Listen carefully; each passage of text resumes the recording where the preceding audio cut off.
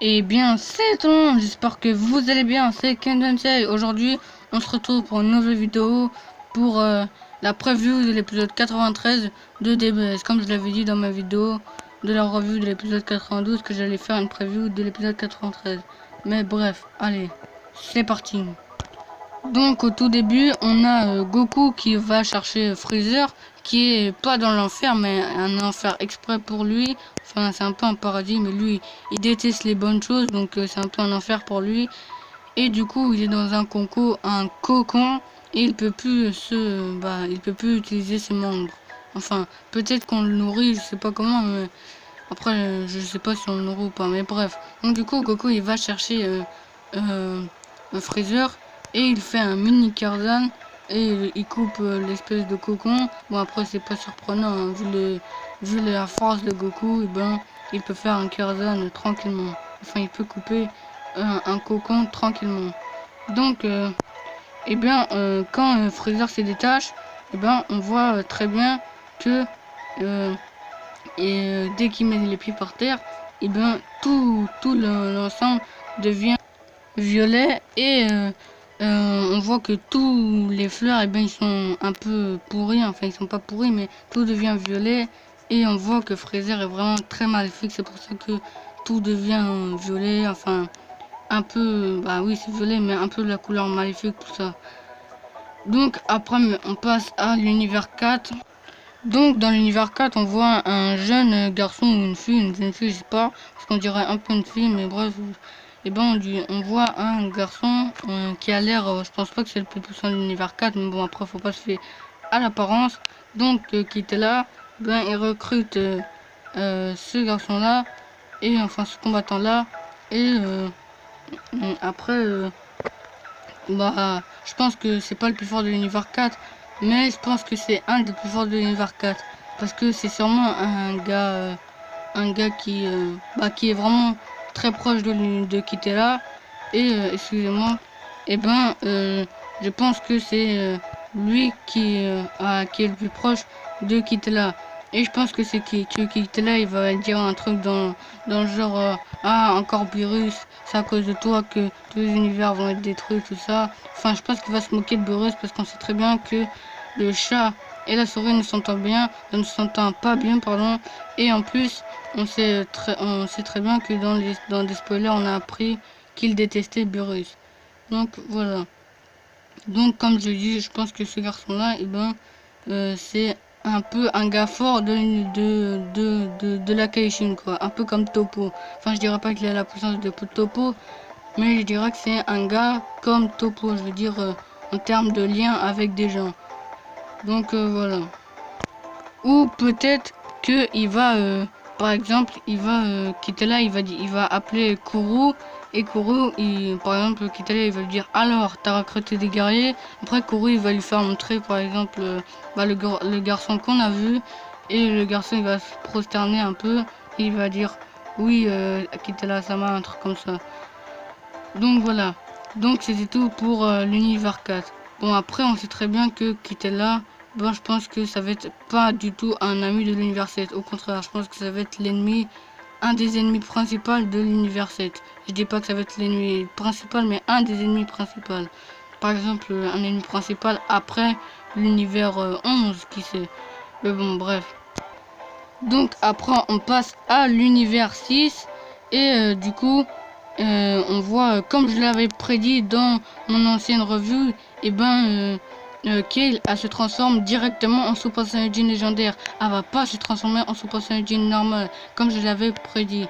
Après je sais pas comment ils vont l'énerver, mais bon peut-être avec quelque chose qu'elle aime bien, on va vraiment la frapper très fort. Parce que c'est la protégée de Carifra, donc elle sait sûrement très bien se battre.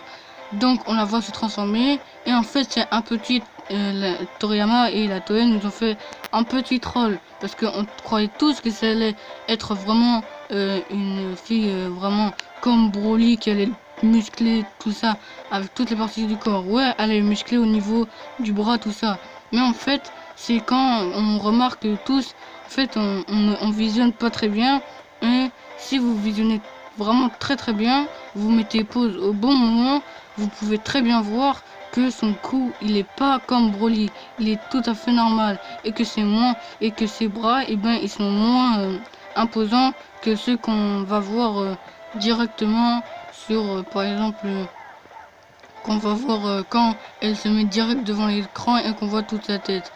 Donc voilà, c'est juste qu'elle se rapproche de plus en plus de la caméra et qu'on a l'impression que c'est une espèce de Super Saiyajin légendaire vraiment très musclé, un peu à la Broly. Mais bon, comme je dis, pour moi Broly n'est pas la définition du Super Saiyajin légendaire, donc je vais pas dire ah oui c'est Broly, ça va être Broly tout ça.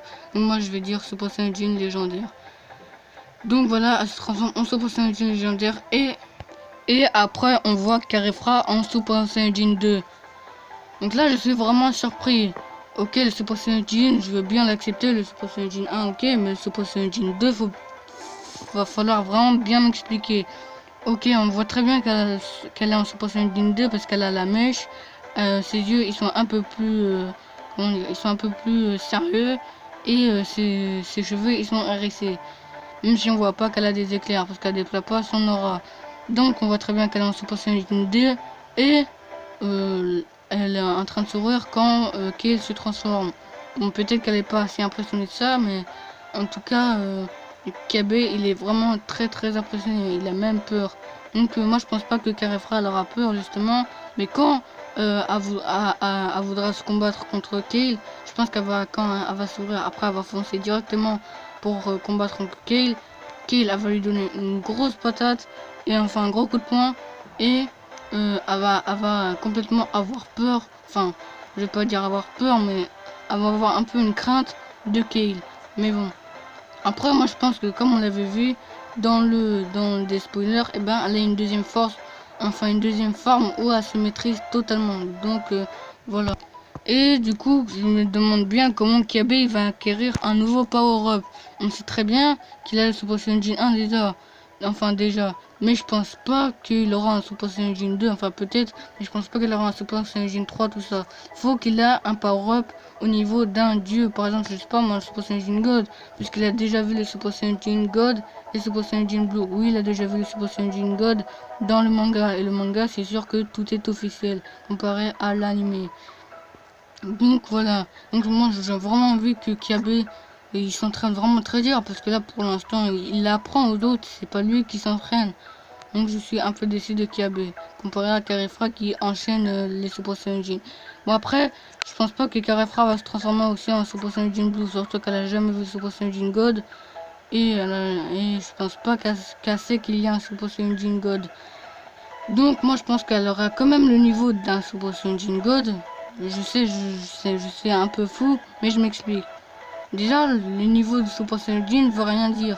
Ça dépend juste du potentiel de la personne. Si quelqu'un est vraiment très fort et qui se transforme en Super Saiyajin, ça augmente juste ses capacités. Enfin, je veux dire que quand ça augmente juste ses capacités, ça augmente pas sa puissance, mais ses couilles et sa rapidité. Donc voilà, ça augmente pas tous les potentiels, toute la puissance de quelqu'un comme vous croyez. Donc voilà, c'est juste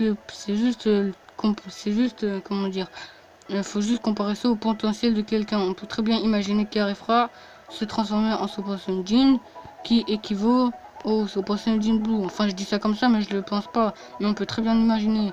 Donc voilà, on sait jamais. Bon, après, je pense pas qu'elle aura le niveau de Super Saiyajin 3. Ce serait quand même un peu trop abusé. En plus, on voit très bien qu'on voit pas très bien du tout ses sourcils. Donc ça ferait un peu bizarre qu'on voit pas du tout ses sourcils. Donc voilà, comme on a vu qu'il s'est transformé, tout ça.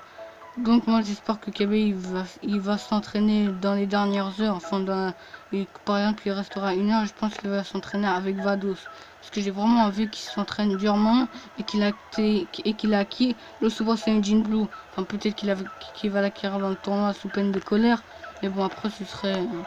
Je serais pas tellement content qu'il se transforme en Super Saiyajin Blue juste sous peine de colère. Faut vraiment un entraînement intensif, tout ça. Donc voilà. Revenons à l'univers 7. Donc Goku et Freezer sont en train de se parler et selon moi, je pense que Goku va demander tranquillement à Freezer est-ce que on a un tournoi tout ça, faut que tu viennes comme ça, tu seras le 10e membre de notre équipe, tout ça. Mais je pense pas que Freezer il va accepter directement. Je pense qu'il va dire non. Et après Goku il va lui dire ok bon à plus, je vais t'envoyer quelqu'un. Enfin je pense pas qu'il va lui dire ça, mais après je pense que s'il aurait pas accepté, ben, je pense qu'il serait venu avec Beerus, tout ça. Donc comme on voit, je pense que Freezer va dire non. Et après Goku il va dire ok bon je vais recruter quelqu'un d'autre. Mais après que par exemple il va lui dire attends, si je vais à une condition que si tu, par exemple, je pense qu'il va avoir un petit combat parce que sinon ce serait rien qui serait transformé en Golden Freezer. Donc je pense que Freezer il va lui dire attends, à une condition, par exemple, je sais pas moi, si je perds, enfin si tu perds, et ben si tu es à la place de moi au paradis, enfin en enfer. Ou par exemple je redeviens l'empereur de l'univers, ou j'ai ma vie, par exemple je redeviens normal, j'ai pas mon auréole, j'ai une vie normale. Donc enfin quand je dis une vie normale, je veux dire que il a pas d'auréole, il est vraiment vivant, comme un vivant normal, comme Gohan, Goku, tout ça.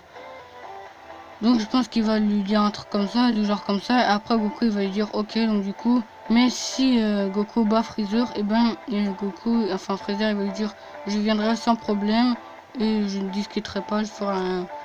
Donc je pense que ça va se passer comme ça, et que Goku il va lui dire ok, peut-être qu'il va se transformer en Super Saiyan Blue, et ils vont combattre, enfin sûrement qu'il va se transformer en Super Saiyan Blue, et qu'il va combattre, mais bon. Après, le combat va durer assez longtemps, surtout qu'ils n'ont pas trop le temps. Il reste 3 heures, et le temps qu'il le cherche, tout ça, et ben le temps qu'il cherche, ça va prendre pas mal de temps. Donc voilà, c'est tout pour cette vidéo. J'espère que cette vidéo vous aura plu. Donc voilà, dis-moi si tu es d'accord, si il y aura un combat Freezer versus Goku, et que Freezer va lui dire des conditions pour participer au tournoi. Donc voilà, c'était tout pour cette vidéo. J'espère que cette vidéo vous aura plu. Et moi je vous dis ciao tout le monde. Allez, salut!